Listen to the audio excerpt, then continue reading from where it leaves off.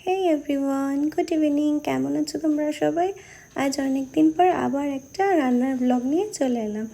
রান্নার ব্লগ আর কি, এই ইভিনিং স্ন্যাক্স। জানো তো, সেদিন মল থেকে নো ময়দার একটা পাস্তার প্যাকেট নিয়ে এসেছিলাম।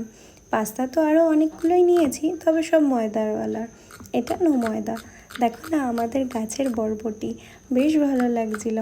আমি তো পাস্তায় অনেক কিছু ভেজিটেবল দিতে পছন্দ করি, তবে এখন ঘরে কিছু ছিল না। পেঁয়াজ আর গাছের বরবটিটাই দিয়েছিলাম।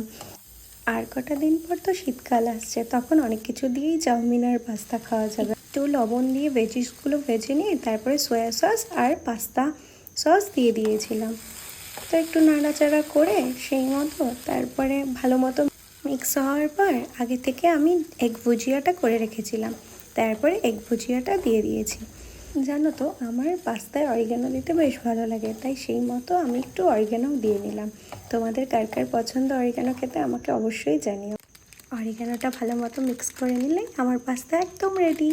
দেখো না, ও যখন উপরে গিয়েছিল বরবটি আনার জন্য, তখন দুটো ভেন্ডিও হয়েছে। তাই ভাবলাম তোমাদের সাথে দেখিয়ে নিই। তাই আমি প্রথমে ভেবেছিলাম গাছের যখন হবে তখন দেখাবো, তবে ও তুলেই এনেছে দুটো ভেন্ডি। বেশ ভালো লাগছে দেখে, জানো তো।